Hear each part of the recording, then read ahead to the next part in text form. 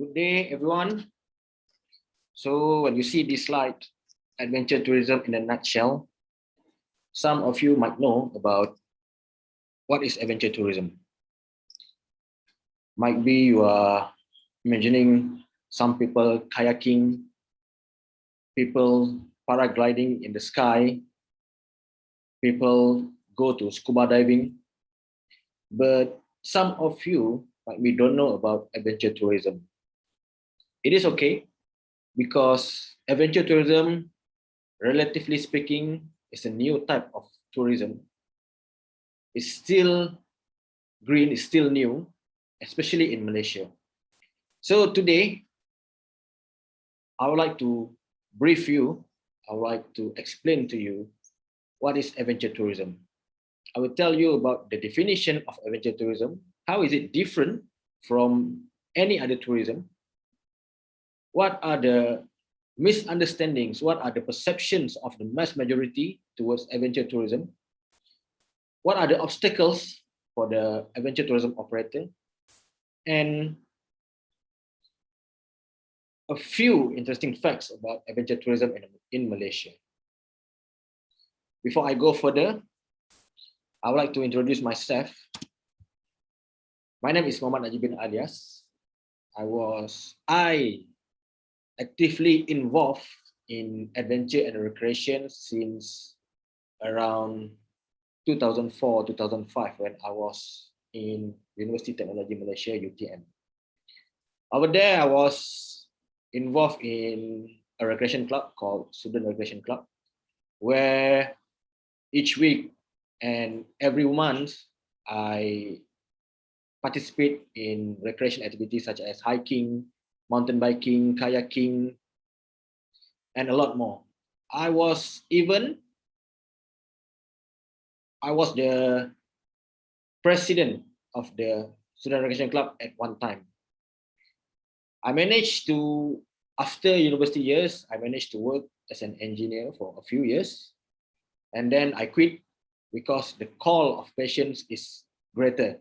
So I started Jenoba Outdoor. Jenoba Outdoor is a retail company selling adventure equipment. If you are looking for tents, if you are looking for backpack, if you are looking for smartwatch, the fitness watch, if you are looking for kayak, then Jenoba Outdoor is the place to go.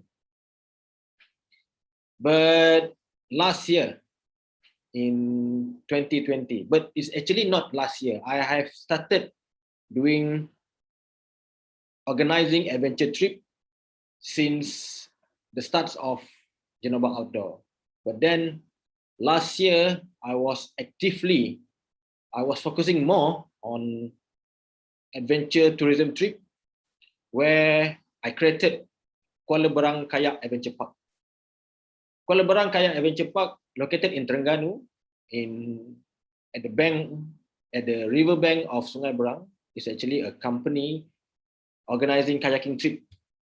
So we started last year, then we hold on for a while because of the COVID-19, and we started again. We will be starting again this coming October. I am also the assessor for Malaysia Tourism Excellence Adventure Tourism Operator for the year 2020 and 2021. I was the director of Padi Travel and Tours in Berhad, and I was a licensed tourist guide for the year of 2019 and 2020. So that's a little bit of myself. And let's go to the next slide, which is the definition of adventure tourism. So at this point, some of you might be asking, what is the difference between adventure tourism and any other type of tourism? Is it different for a person, a tourist, a guest to go for kayak in the lake, and a person, a tourist or a guest to go sightseeing in Paris?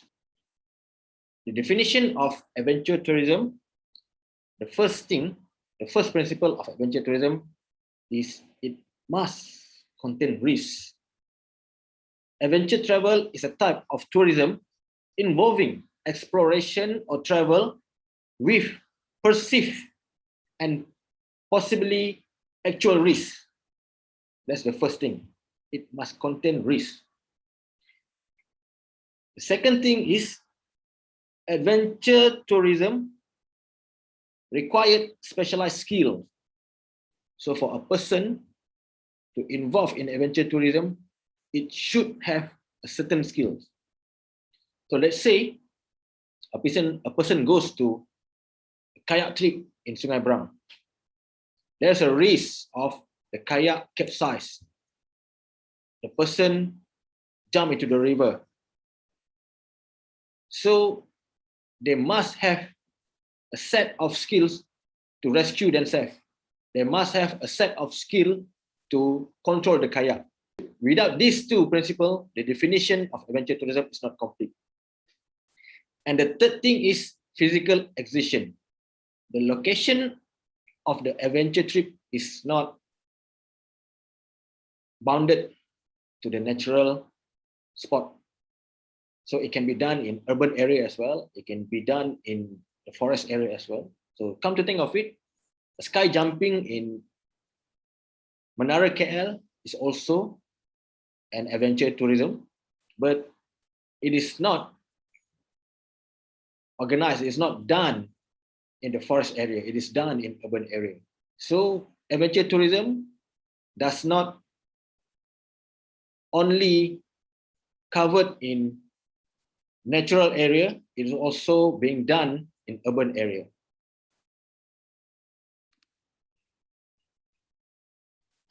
So let me recap. To define an adventure tourism program, it must have three principles.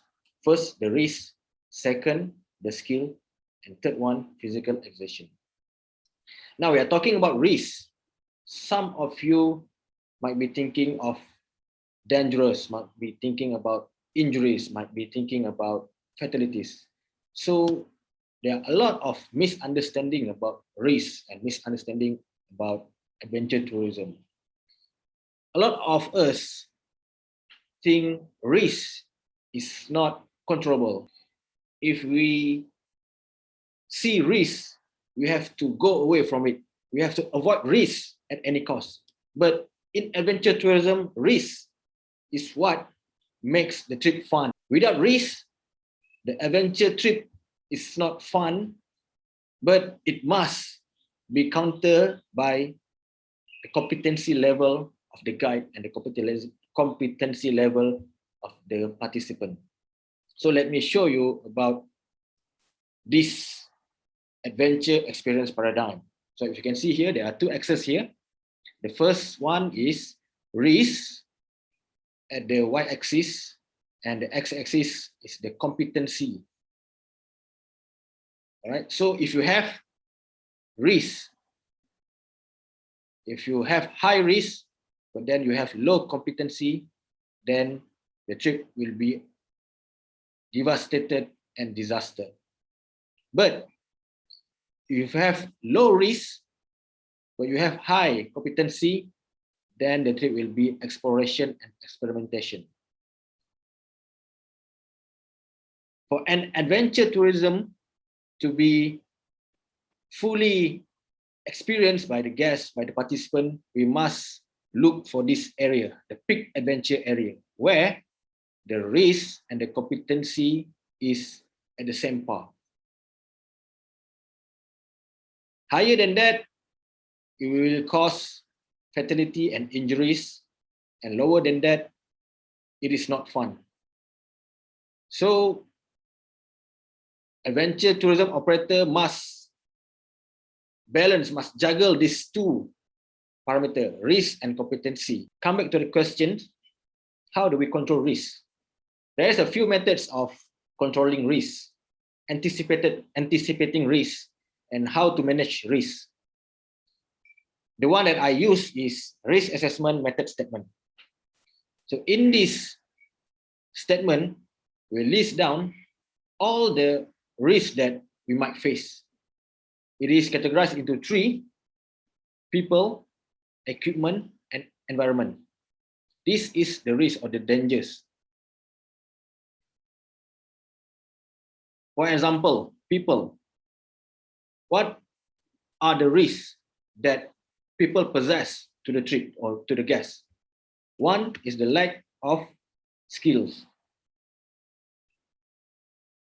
Second, it can be due to the public. I mean, people that looking at the adventure tourism is getting done might be interfere with the program and might cause injury to the guest or to the participant. The second thing is equipment.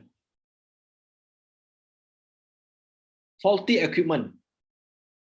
Equipment that is not maintained well can also possess risk. The third thing is environment. We cannot control this, but we can foresee or we can anticipate the environment.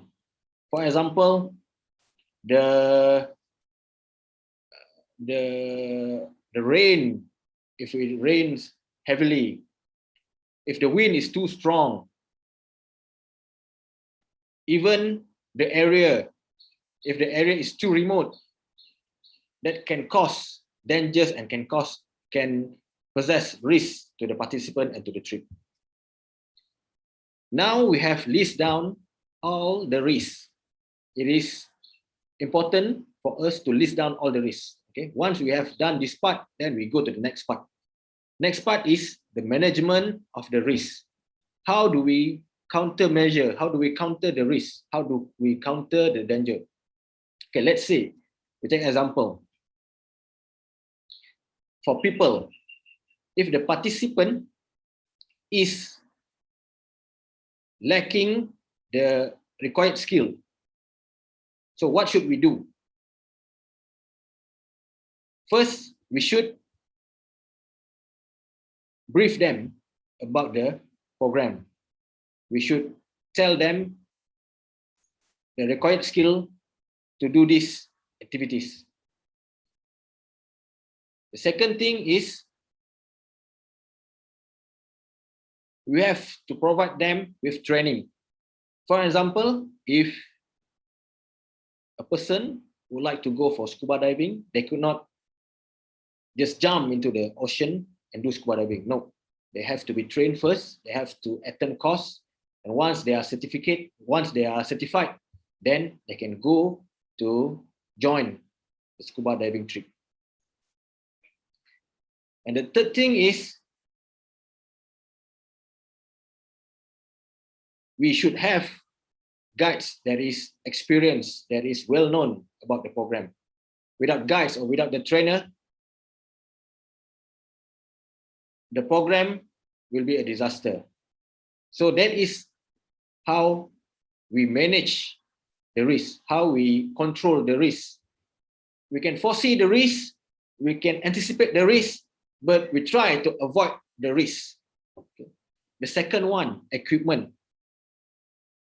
We have to do to manage the risk from equipment. We have to maintain the equipment. We have to do regular checking of the equipment so that it won't go faulty at the process of adventure trip. The third one is environment.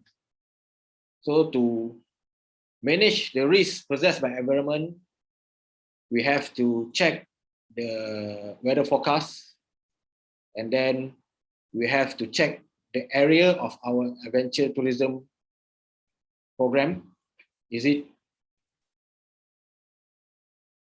being done deep into the forest? The geography area, is it have a lot of wild animals, or is it prone to landslide? Something like that. So now we have a complete list of risks and how to manage the risk. But sometimes it cannot be avoided.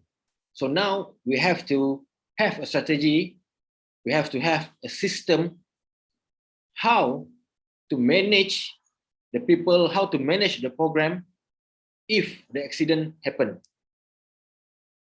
Because we can try to be diligent, we can try to avoid the accident from happen, but if it happens, it happens. But if it happens, we should have a perfect strategy, a perfect system to manage that accident. For example, if a person, a guest, goes to kayak and then he falls down into the water, what should we do about it? First, we should equip the guest, the participant, with buoyancy aid, with life jacket. And then the guide that guiding the trip must know how to rescue them. And the third thing is we should know how far is the area to the nearest hospital, so that if anything happen, we know exactly how to go to the hospital or how to get help from the hospital. So there are three things in risk assessment method statement. First, the dangers or the risk. Second is how do we avoid the risk and the dangers. And the third thing is, if the accident happen, how do we manage them? These three things, I can say that the adventure tourism, the adventure trip is sufficiently safe to be done. As of now, we have talked about the definition of adventure tourism and how do we manage, how do we control the risk in adventure tourism. Then now we are coming into the quality assurance of adventure tourism in Malaysia. In Malaysia, we have MATEX, or Malaysia Tourism Excellence for Adventure Tourism Operator. This is a certification program which is organized by MPC, Malaysia Productivity Council, given to the interested adventure tourism operator. So in this certification program, adventure tourism operator will be audited with their program. An auditor and assessor will go to the adventure tourism operator base and then will experience the adventure tourism trip. So from that, they will assess the safety aspect of the adventure trip, the tourism aspect, which is inclusive of promotion, marketing, and customer service. Currently, we have around 40 operators certified with these certifications, and we urge adventure tourism operator to take this certification program, because it is not only giving them a mere certificate, but I see it as a guiding, because in MATEX ATO certification, there is a criteria to be fulfilled. So it can be seen as a guidance for adventure tourism operator to make their program safer and also marketable.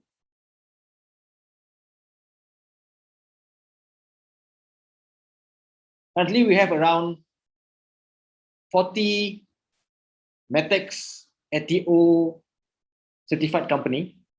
Some of them are doing kayak, some of them are doing whitewater rafting, some of them are doing paragliding, some of them are doing caving. So it is safe to say that this operator complied to the safety standard of the MATEX, and it's not only safety, but they are the program that they are done, the program that they do is marketable in tourism industry. Not so many people knows that there is an index that ranks the countries in adventure tourism. Malaysia is ranked 98 from 163 developing countries in Adventure Tourism Development Index. There are a lot of criteria for a country to be ranked in ATDI, but the main thing is the government support. Malaysia has come up with National Tourism Policy 2020 to 2030. In this National Tourism Policy, the first time in National Tourism Policy, adventure tourism has its place in the policy. And for you who don't know, around 53.1% Malaysians are involved in adventure and recreation activities. There goes hiking, there goes kayak, there goes whitewater rafting, there goes paragliding, mountain biking, scuba diving, a lot of activities of adventure and recreation. So for those who are interested to do adventure tourism business, this is the right time because the potential is huge and the market is still green. I would like to share with you on how I come up with Kuala Berang Kayak Adventure Park. Our most hot selling package is Kayak and Little Amazon of Terengganu. Actually, I'm not from Terengganu, I am from Shah Alam. When I moved to Terengganu, I see a lot of potential of adventure tourism. Terengganu is popular with its beach, its island, Pulau Kapas, Pulau Redang, Pulau Perhentian. But at the mainland area, there is not a lot of activities. So I thought I have to come up with activities for tourists. So I created Kayak and Little Amazon of Terengganu. Kayak and Little Amazon of Terengganu is a low risk and low competency type of adventure tourism. So it can be experienced by a huge range of tourists. There are two types of, before I end, I would like to offer my package to any interested travel agency to work with us. I have the package and you have the means to market it. And maybe we can work together. You can also contact me if you are interested in other type of adventure tourism activities such as paragliding, whitewater rafting, caving, hiking, because I am as my tax assessor, I have a list of adventure tourism operators, so I can pass it to you.